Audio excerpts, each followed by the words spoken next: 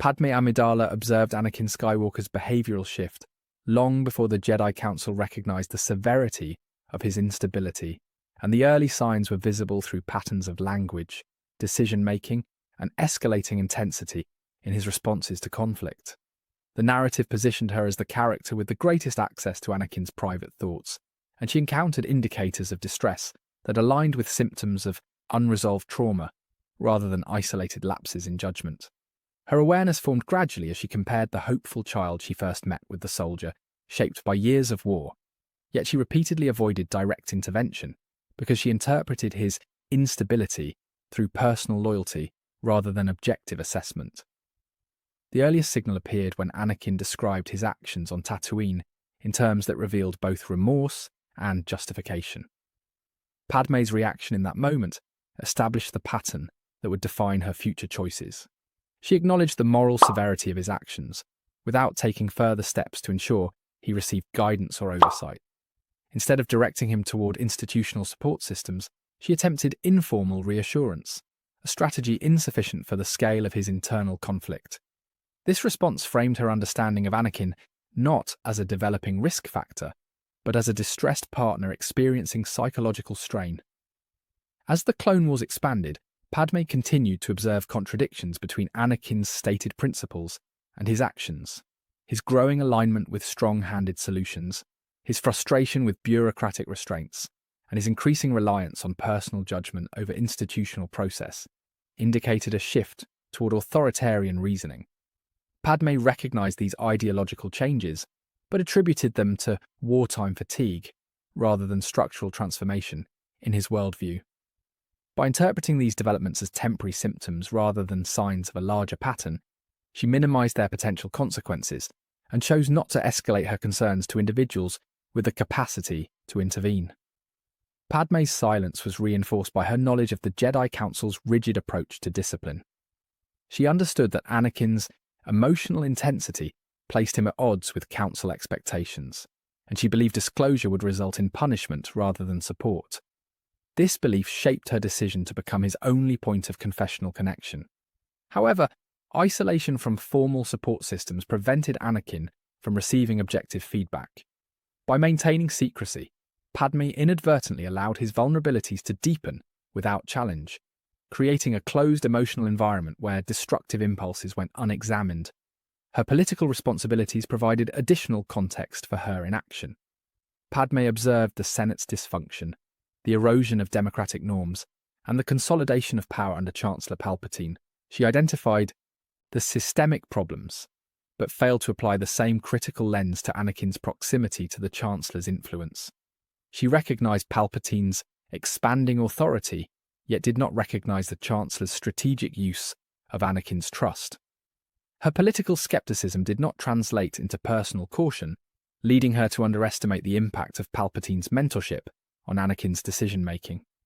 Padme also misinterpreted Anakin's growing discomfort with the Jedi Council as a legitimate grievance, rather than a symptom of psychological drift. She acknowledged the Council's inconsistencies and shared his concerns about their detachment from public needs, which allowed her to validate his frustration without recognizing the role it played in distancing him from stabilizing structures. Her agreement with Anakin on political issues made her more likely to dismiss his ideological deviations as reasonable critiques rather than flags indicating manipulation by external forces. During the later stages of the war, Anakin displayed increasingly rigid thinking, a heightened need for certainty, and a tendency to construe dissent as disloyalty. Padme observed these shifts directly, particularly in conversations regarding the war's progression and the Chancellor's emergency powers. She recognized the extremity of his statements, but attempted to moderate him through reassurance rather than challenge. This approach reflected her preference for diplomatic resolution, yet it proved ineffective for addressing deeply rooted emotional volatility. As Anakin's operational responsibilities expanded, Padme witnessed the strain of constant command on his judgment.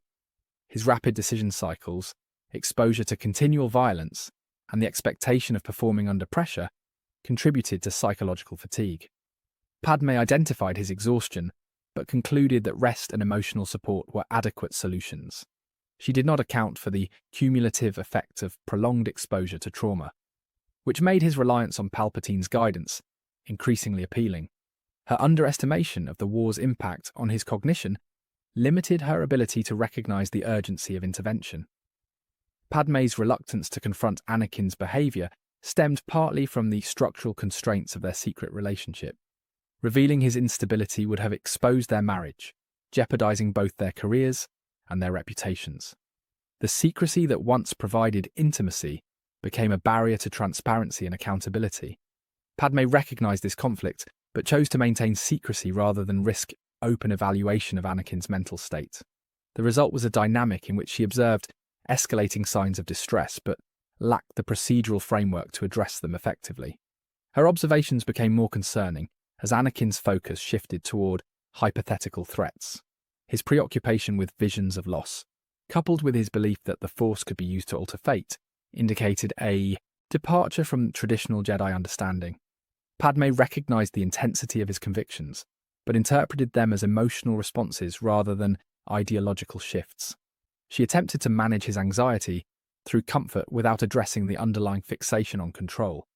By failing to intervene, she allowed that fixation to escalate into a defining motivation. Padme also failed to recognize the extent of Anakin's moral disengagement. His rationalization of increasingly forceful solutions, his willingness to override legal processes, and his growing impatience with institutional restraint suggested a departure from the democratic principles she upheld. She witnessed these shifts yet assumed they were reversible through personal influence. Her reliance on interpersonal trust as a corrective tool prevented her from acknowledging that Anakin's ideological drift aligned more closely with Palpatine's agenda than with her own values. Her mistrust of the Jedi Council contributed to her decision to remain silent. Padme recognized that the Council's rigid doctrine and political entanglements made them unlikely to respond with empathy or nuanced understanding. She believed they viewed Anakin primarily through the lens of institutional obligation rather than individual need. This skepticism led her to assume that involving the Council would result in punitive action rather than constructive intervention. As a result, she withheld information that might have alerted the Order to Anakin's psychological decline. Her doubt in the Council's capacity to help became a barrier to timely action. Padme also misjudged the nature of Palpatine's influence over Anakin. She recognized the Chancellor's manipulative tendencies in a political context, but she did not identify the personal dimension of his strategy. She viewed Palpatine's guidance as political mentorship rather than emotional leverage. This misinterpretation led her to underestimate the degree to which Anakin's worldview was being reshaped by proximity to concentrated power. Padme focused on legislative implications while overlooking the interpersonal dynamic that made Palpatine a stabilizing figure in Anakin's mind. Her political insight did not translate into psychological awareness. During the final year of the Clone Wars, Padme observed changes in Anakin's language that indicated a shift toward binary reasoning. His growing tendency to frame issues in terms of absolute outcomes suggested ideological rigidity, a warning sign that he was moving away from the balanced reasoning encouraged by the Jedi. Padme noticed this shift, but interpreted it as frustration with prolonged conflict rather than evidence of deeper alteration. Her perception of Anakin as a fundamentally compassionate individual caused her to view these rigid statements as situational reactions instead of emerging patterns. Her attempts to counter Anakin's intensity relied primarily on emotional reassurance, rather than substantive discussion. She approached his concerns with calming language and interpersonal support, reflecting her diplomatic style. However, this approach addressed symptoms rather than core issues. Padme did not challenge his assumptions or probe the sources of his anxiety, because confrontation risked destabilizing their already fragile relationship. By focusing on maintaining harmony rather than engaging in difficult conversation, she allowed his misconceptions and fears to deepen, unchallenged.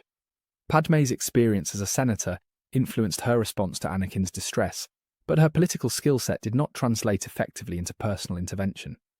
She was accustomed to addressing systemic issues through negotiation and legislative strategy.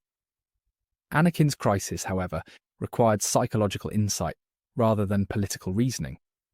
Her attempts to moderate his behavior by referencing democratic principles or moral ideals did not address the internal conflict driving his transformation. She applied the tools she understood, but those tools were unsuited for the challenge at hand. Her hesitancy also stemmed from the asymmetry of knowledge between her and Anakin.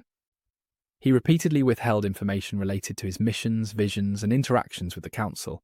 Padme sensed these gaps but chose not to investigate them aggressively, believing that pressing him would damage the trust within their relationship. This decision prevented her from obtaining a comprehensive understanding of his emotional state. Without full context, her assessment of his instability remained incomplete. She made decisions based on partial information, limiting her capacity to evaluate risk accurately. The emergence of Anakin's visions introduced another missed opportunity for intervention. Padme recognized the fear behind his predictions, but approached it as a matter of emotional support rather than ideological distortion. She addressed his concerns by emphasizing rational alternatives, but she did not explore why he believed control over fate was necessary. Anakin's fixation on preventing loss represented a departure from Jedi philosophy, yet Padme did not challenge the underlying assumptions. Her reassurances mitigated his anxiety temporarily without addressing the driving forces behind it. Padme's refusal to disclose Anakin's state to trusted allies was not solely motivated by secrecy, but by a misplaced confidence in her ability to de-escalate him. She assumed that their personal bond provided a stabilizing influence strong enough to counter external pressures. This assumption created a cognitive bias that influenced her responses. She believed proximity equated to impact. However, Anakin's instability was rooted in overlapping pressures, including wartime trauma, institutional conflict, and manipulation by Palpatine. Personal closeness could not offset structural forces of such magnitude. Her final interactions with Anakin demonstrated the cumulative effect of earlier decisions. By the time she confronted him about his drastic shift in allegiance, his worldview had already hardened. She attempted to appeal to shared values and past ideals, but these appeals lacked the grounding required to influence someone whose perception had been systematically altered. Her dialogue on Mustafar reflected her reliance on interpersonal connection as a corrective measure, but the conditions necessary for that connection to function effectively had already deteriorated due to prolonged inaction. Padme's trajectory illustrates how gradual normalization of warning signs can occur in relationships marked by secrecy and emotional dependency. Each instance of concerning behavior was interpreted within the context of attachment rather than objective analysis. Her desire to protect Anakin from judgment, to preserve their relationship, and to manage the conflict privately contributed to a pattern in which intervention became increasingly difficult. By the time escalation became unavoidable, she no longer possessed the structural or relational leverage required to redirect his path. Padme's story reveals the limits of personal influence when confronting ideological transformation. She observed the indicators, recognized the inconsistencies, and understood the risks associated with Anakin's expanding power. Yet she consistently prioritized preservation of relationship over confrontation. This prioritization shaped her silence at critical junctures. Her choices did not cause Anakin's fall, but they removed potential avenues for early interruption. The narrative positions her as a significant observer whose inability to translate awareness into action reflects the broader tragedy of individuals attempting to manage systemic crises through private solutions. In the end, Padme's inaction demonstrates how denial can emerge not from ignorance but from the intersection of love, fear, secrecy, and misplaced confidence. She recognized instability but misjudged its urgency. She understood influence but overestimated its effectiveness. Her silence functioned as a passive force that shaped the trajectory of Anakin's decline by allowing external pressures to overshadow internal restraint. Her role in the narrative underscores how personal knowledge without decisive intervention can contribute to the conditions in which irreversible outcomes unfold. Thank you for watching. Be sure to like, subscribe, and hit that share button. My main channel is Critical Analysis Hub, where I post Star Wars content about the movies. My secondary channel is Critical Analysis Hub Plus, where I focus on the shows of Star Wars. And my third channel is Critical Analysis Hub XP, where I post comic books. Be sure to take a moment and check them out.